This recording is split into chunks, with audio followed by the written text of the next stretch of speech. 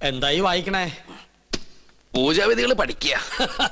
അതിന് വായിച്ച് പഠിച്ചിട്ട് വേണോ കർമ്മം നടത്താൻ? ഇത് സാധാരണ പൂജാവിധികളല്ല, ഇത് ആധുനിക പൂജാശാസ്ത്രമാണ്. ഇതൊന്നും പഠിച്ചിട്ടില്ലേ? ഇല്ല. വെറുതെ അല്ല പൂജ നടക്കുന്ന സ്ഥലത്തേക്ക് അടുപ്പിക്കാത്തത്. എന്താ ഈ ആധുനിക പൂജാശാസ്ത്രം എന്ന് പറഞ്ഞാൽ?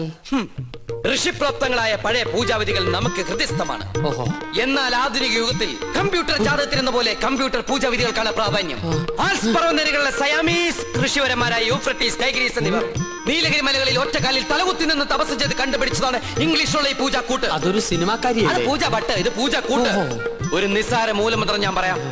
A square plus b square is equal to ab plus b square, a square minus b square is equal to ab whole square plus b square. That means ab is a group of companies. Bachchan, വലത് മനസ്സിലായോ? മനോദർപ്പണ ദർശനം. മറ്റൊരാളുടെ മനസ്സിൽ എന്തുണ്ടോ അത് കണ്ടുപിടിക്കാനുള്ള കഴിവ്.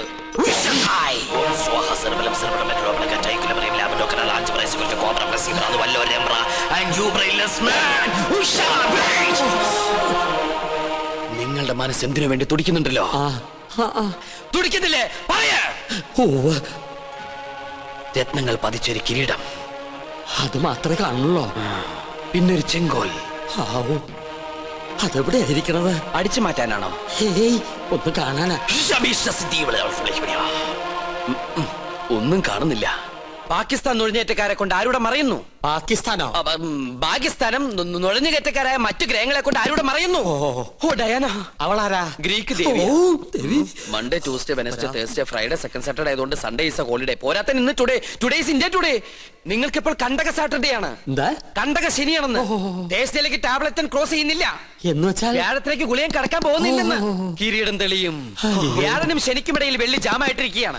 ശുക്രന് മരണമെന്ന് ആഗ്രഹമുണ്ട്, പക്ഷെ ട്രാഫിക് ബ്ലോക്ക് മാറണ്ടേ? കഷ്ടപ്പെടേണ്ടി വരും. കഷ്ടപ്പെടാം. ഓക്കെ. എന്നാൽ ഏതെങ്കിലും യാഗസ്ഥലത്തിന് ചുറ്റും, എന്തിനാ ഇവിടെ തന്നെ ആവല്ലോ, 101 വലം വെക്കണം. പിന്നെ കിരീടമിരിക്കുന്ന കൊട്ടാരത്തിന് ചുറ്റും 100 വട്ടം ഓടണം.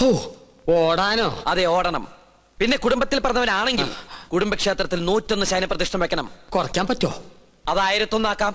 അയ്യോ, അത് കൂട്ടുകയല്ലേ? ആൽസ് പർവ്വതനിരകളിലെ സന്യാസിപരന്മാരുടെ കണക്കളിൽ കൂട്ടലോ കുറക്കലോ ഇല്ല. ശയനപ്രതിഷ്ഠം കഴിയുമ്പോ തലയൊന്ന് കറങ്ങും. അപ്പൊ കിരീടം ഇങ്ങനെ തെളിഞ്ഞു വരും. കഷ്ടപ്പെട്ട ഫലം കിട്ടുവോ? കിട്ടിയില്ലെങ്കിൽ വേറെയും ചില കഠിന പ്രയത്നങ്ങളുണ്ട്. പരശുവേട്ടൻ താമസിക്കാണ്ട് വേഗം ചെന്ന് വലംവെപ്പ് തുടങ്ങും. വിജയീ ഭവ.